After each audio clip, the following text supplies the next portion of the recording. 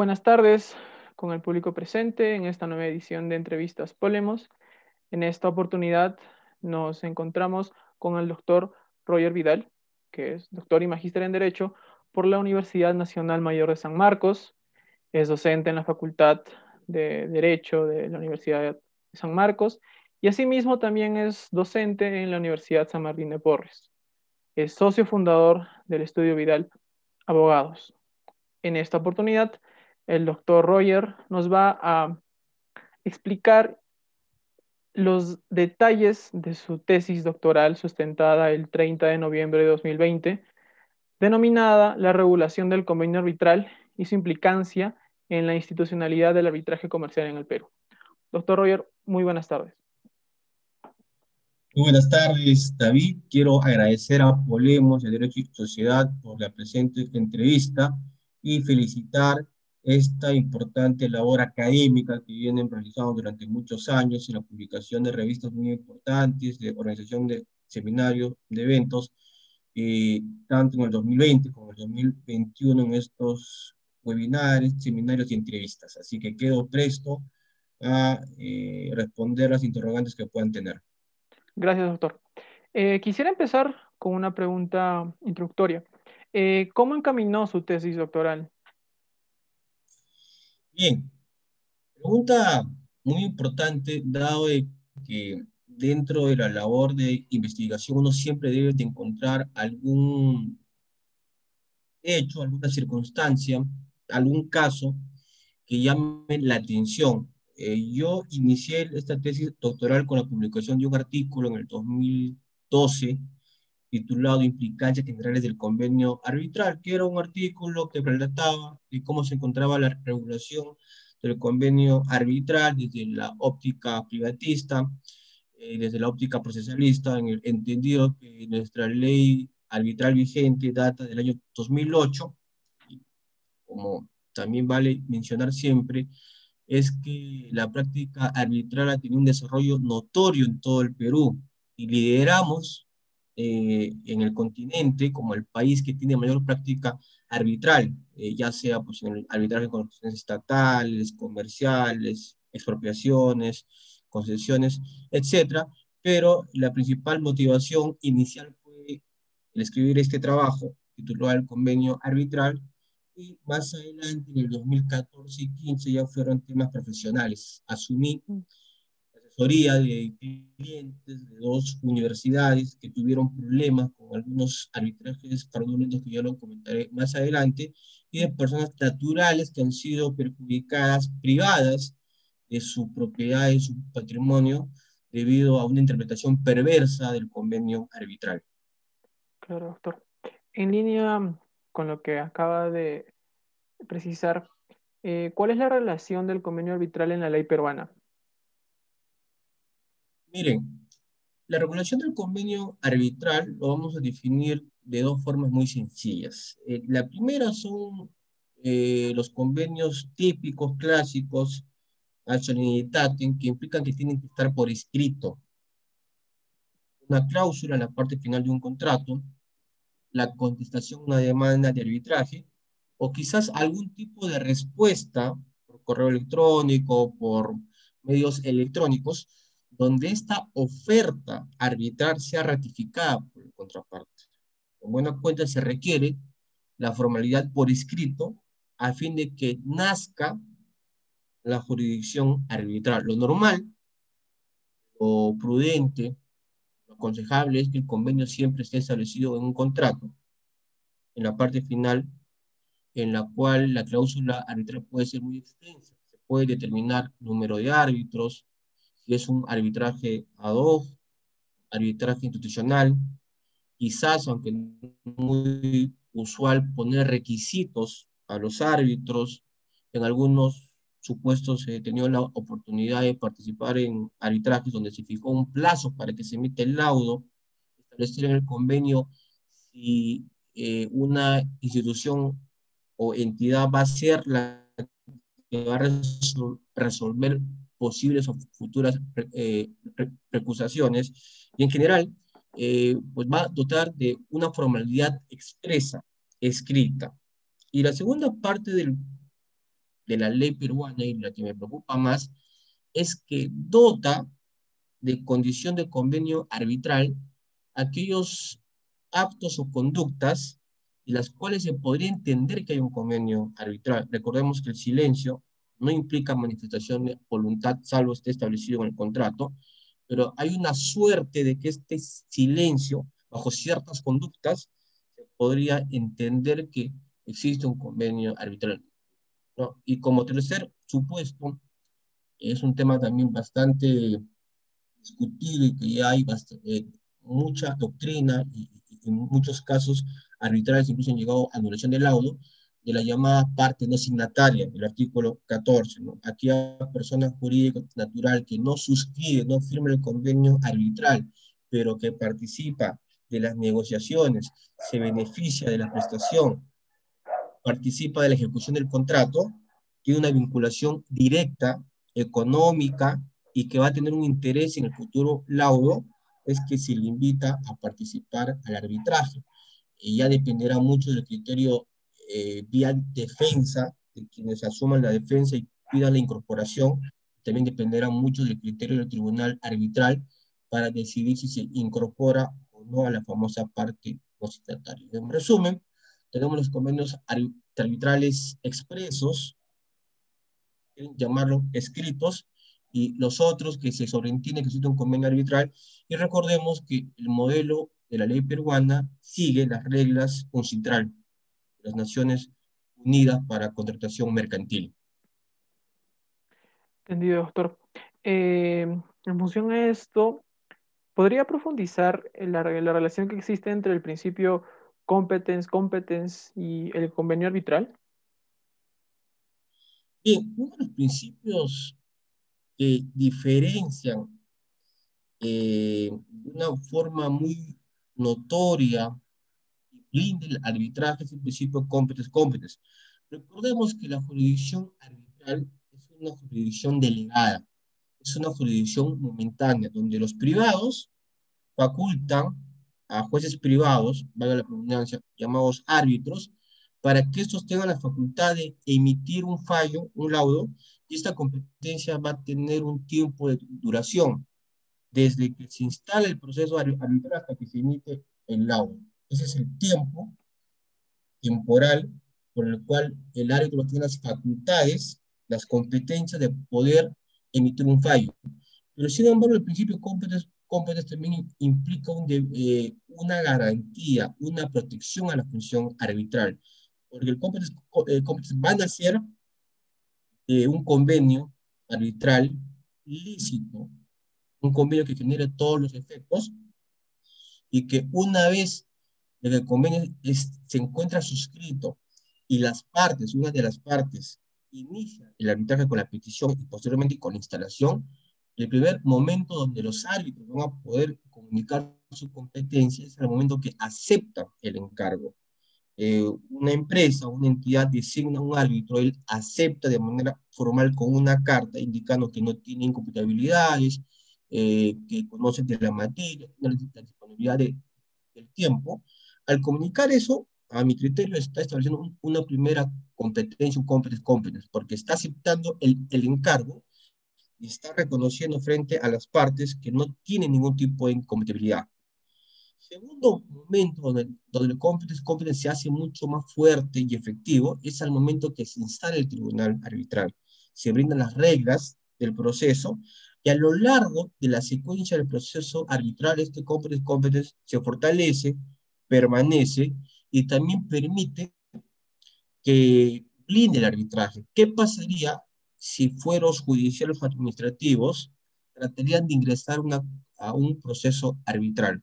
Por el competence el tribunal arbitral puede rechazar estas tentaciones de otros fueros ajenos a la vía arbitral, a conocer una controversia en la vía arbitral, y permite también que el mismo tribunal defina su competencia, sobre todo en estas competencias MUD que suelen presentarse todos los años. Una de las pautas que se plantea en estos casos hipotéticos es el cuestionamiento de la competencia.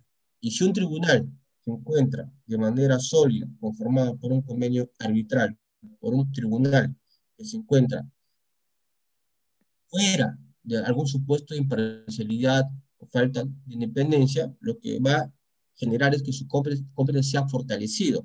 Es un principio que protege la jurisdicción arbitral y que también puede ser interpretado desde la óptica de la función arbitral para los árbitros y a su vez también para los centros de arbitraje.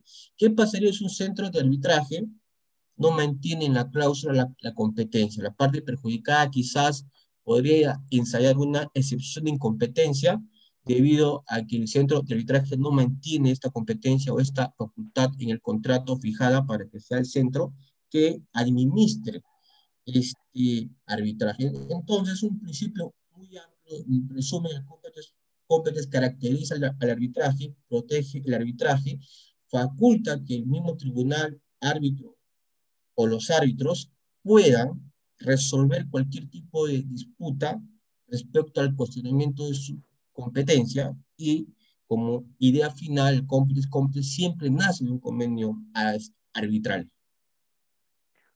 Perfecto, doctor. Ahora bien, ¿cuáles son los costos de transacción asumidos por la sociedad para mantener un convenio arbitral tácito?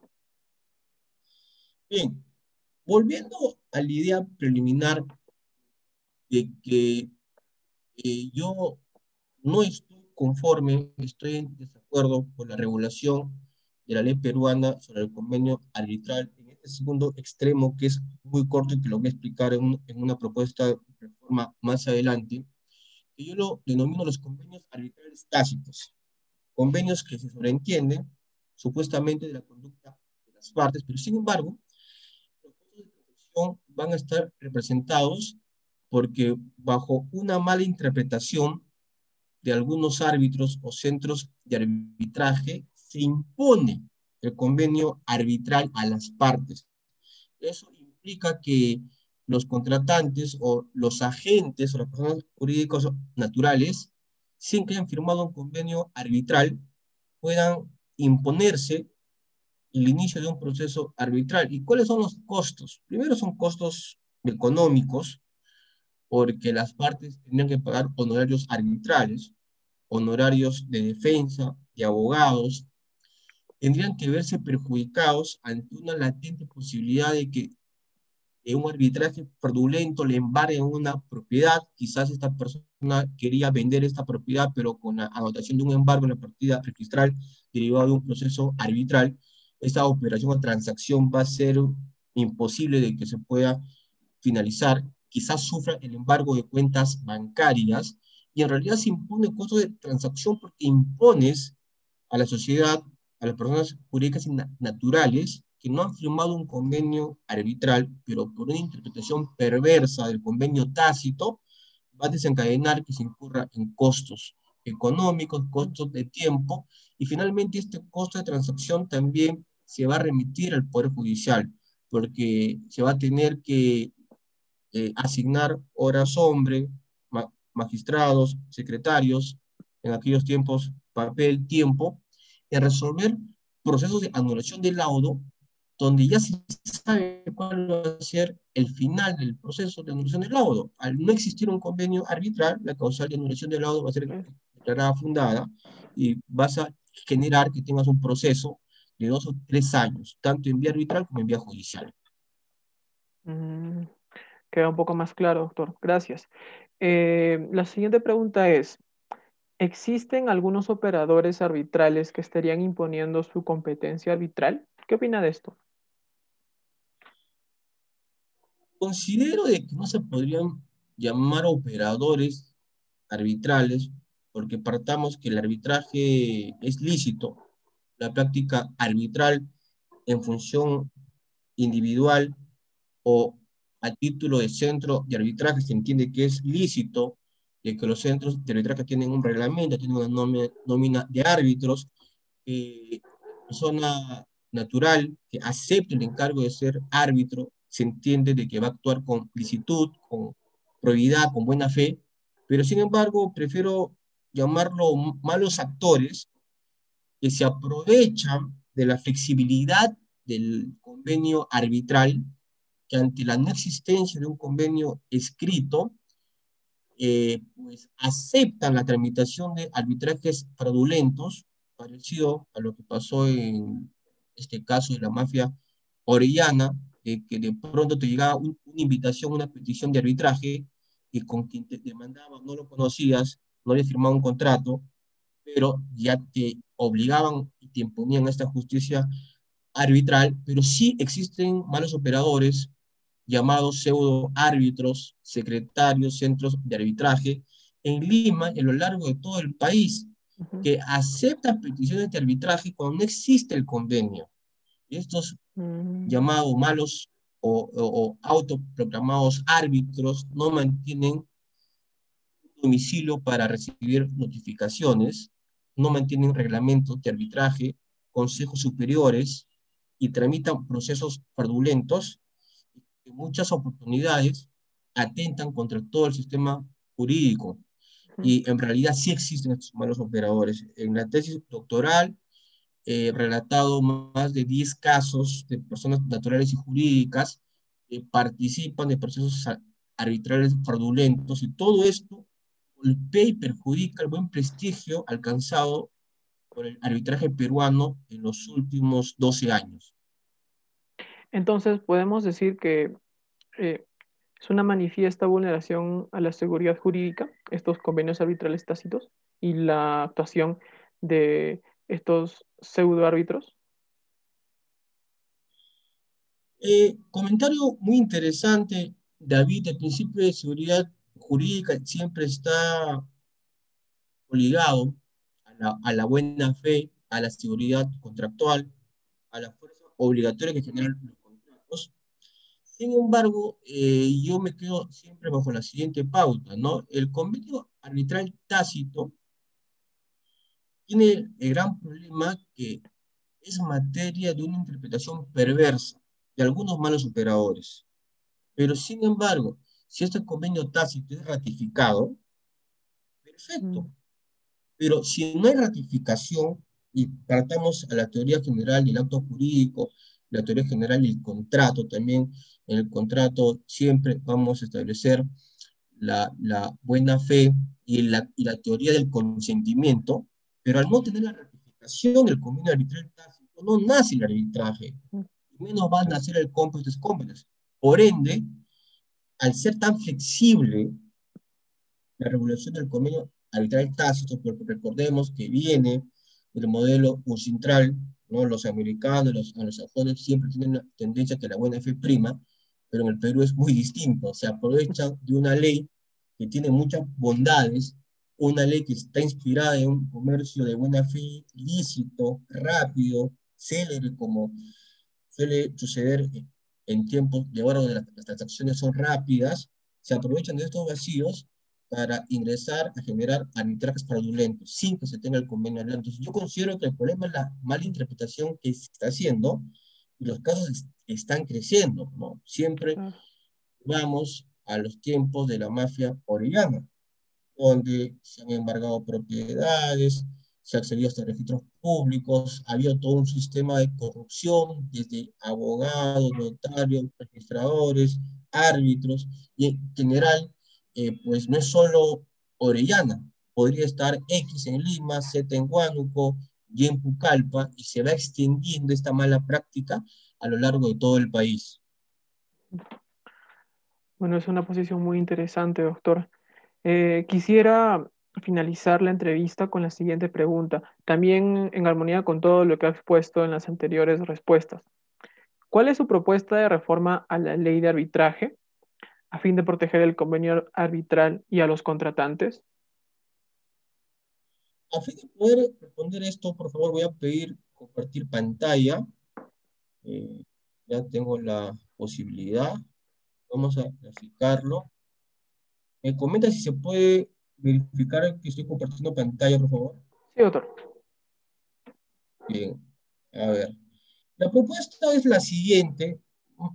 Más que una modificación del artículo 13 de la ley de arbitraje, lo que se busca es complementar. ¿Cómo se encuentra la regulación actual? Artículo 13, inciso 3, indica lo siguiente: se entenderá que el convenio arbitral es escrito, queda constancia de su contenido en cualquier forma. Cualquier forma es electrónica, escrita, respondes la demanda, el correo electrónico, cualquier forma. Ahí no radica el problema. Ya sea que el acuerdo de arbitraje o contrato se haya concertado mediante, acá, oído la música, la ejecución de ciertos actos o por cualquier otro medio. ¿Qué entendemos por ciertos actos? Es muy gracioso, Claro, es es amplio. muy amplio, y bajo este pequeño párrafo es que malos árbitros o llamados pseudo árbitros y algunos centros de arbitraje se aprovechan para establecer que a petición unilateral de la otra parte, a su propia decisión, existe un convenio arbitral. La propuesta va en lo siguiente, ¿no? Es un complemento que indica lo siguiente, y sobre todo en la última parte subrayada dice, ¿no? No se podrá aplicar la preexistencia tácita del convenio arbitral solucionado por escrito. Si es convenio digital, electrónico, con firma certificada, perfecto. Eso se puede acreditar, puedo buscar un perito, un experto, pero necesito que no se convalida preexistencia tácita. El silencio, el vacío, no me puede generar la preexistencia de un convenio arbitral. Y en este punto es donde estos malos operadores se han aprovechado de la ley flexible y estas bondades imponen una justicia arbitral que nace sin que exista el convenio arbitral. Y la segunda propuesta va encaminado en lo siguiente. La ley de arbitraje regula la excepción del convenio arbitral. ¿Qué sucedía en algunos procesos arbitrales? Como estos malos árbitros no tenían interés en resolver las excepciones, porque ¿cuál es la regla cuando somos víctimas de estos procesos arbitrales sin convenios fraudulentos? Objeta, debes oponerte y debes presentar tu excepción. ¿Qué es tu excepción? Indicar al tribunal árbitro único no existe convenio arbitral, por lo tanto declare improcedente la demanda o archive este caso.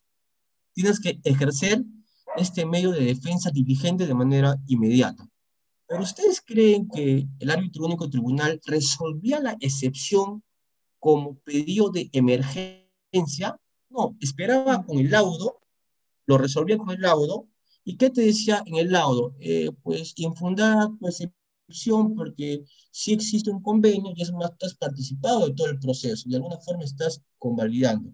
Una cosa no tiene que ver nada con la otra, pero finalmente este es el razonamiento.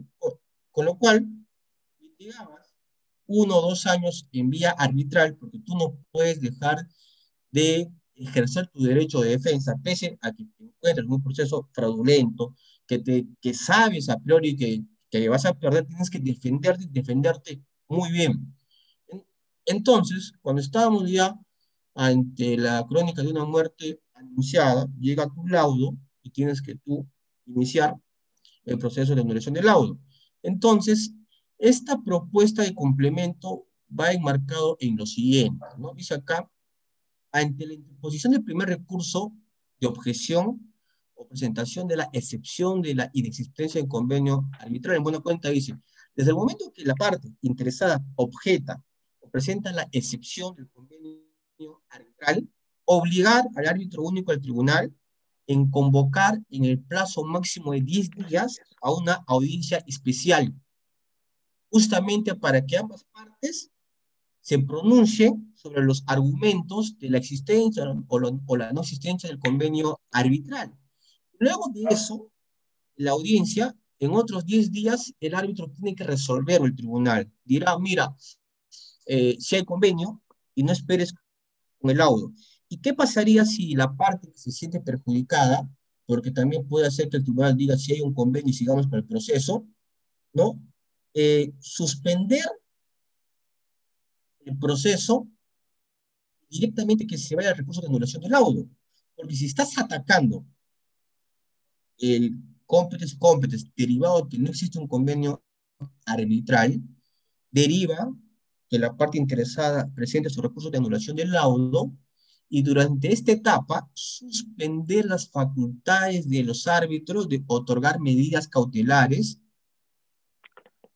y con esto doy las dos ideas finales. En un proceso que defendimos, les cuento brevemente, entre una universidad y un alumno no existe un contrato de prestación de servicios educativos por escrito, si bien hay una relación de consumidor educativo sinalagmática que se perfecciona de manera semanal o diaria, donde el alumno paga la pensión y la universidad brinda, pues en los tiempos que se Mm. tenía las clases presenciales, los salones, estacionamientos, los profesores, pero pues no se firma un contrato escrito y no se suscribe un convenio arbitral. ¿Qué sucedió en este proceso? Un exalumno que lamentablemente no fue matriculado en un tiempo pertinente, perdió 2 ciclos y era su último año de carrera. Inicia un reclamo ante la universidad, una universidad privada, y la universidad no tramita su reclamo y le hace perder 2 ciclos. Este alumno presenta una petición de arbitraje ante estos centros de arbitraje de mala reputación, y el centro lo que hace es acepta la petición. ¿Y cuál era su petición, su pretensión? Una indemnización de 300.000 soles por daño moral, dado que como él no ha sido matriculado en el ciclo pertinente, perdió todo el año académico y dejó de ser un gran abogado, su proyecto de vida. Llega la petición y obviamente nosotros, como lo impone la ley de arbitraje, presentamos la objeción y la excepción de inexistencia del convenio arbitral, porque el alumno puede ir al Poder Judicial, puede ir a Indecopi por un tema de consumidor educativo. Nos opusimos, pasaron 7 meses y de pronto consideramos de que el tema ya estaba superado porque el árbitro único había entendido que no existía un convenio, no nos podía imponer una justicia arbitral. Somos notificados con una alerta de 2 entidades bancarias, en las cuales nos embargaron 150.000 soles de diferentes bancos, un monto total de 300.000 soles. Embargo, sin que exista un convenio arbitral, sin haber sido notificados con las reglas del arbitraje, sin haber sido notificados con la designación del árbitro único, sin haber sido notificados en respuesta a nuestra petición de la nómina de árbitros, vuelvo a indicar el reglamento, y eso sucede porque estos árbitros como jueces tienen facultades de otorgar medidas cautelares. Entonces es importante suspender las facultades de otorgamiento de medidas cautelares. Y finalmente, ¿qué sucedió en este caso entre la universidad versus el alumno? Se le dio 4 años, acudimos ante la sala comercial, se presentó un recurso de anulación del laudo. ¿Qué dijo la sala comercial? Que no es un tema para descubrir la pólvora. Dijo, ¿no? Al no existir la preexistencia del convenio arbitral, el laudo es nulo y se anuló. Y este tema pasa con muchas personas, jurídicas y naturales. Y es Mm. importante que se dote de un candado, que se resuelva la excepción en un plazo célere, y si la parte que considera de que no existe un convenio, que presente su recurso de anulación del laudo, y por ese plazo suspender el otorgamiento de medidas cautelares al árbitro o a los árbitros. En realidad es un tema que me ha llevado también un estudio de campo. Hay personas naturales que han perdido propiedades, empresas que se han visto involucradas en estos temas, que está sucediendo y que es muy usual, porque el arbitraje comercial se aplica el Código Civil, se aplica la Ley General de Sociedades, la Ley de Arbitraje, y considero que en el ámbito privado se están presentando en muchas regiones Lima y fuera de Lima estos arbitrajes fraudulentos. Bueno, doctor, de lo expuesto podemos concluir que es un tema que debe regularse lo más pronto posible para evitar que estas malas prácticas se sigan extendiendo. Quiero agradecerle nuevamente por esta entrevista que, como nos ha demostrado, ha sido bastante informativa, detallada, justamente sobre un tema que tal vez no se habla mucho, pero tiene bastante repercusión en la realidad. Nuevamente, gracias, doctor, y hasta una nueva oportunidad. Muchas gracias, David. Gracias a Polemos. Hasta la vista. Otra oportunidad.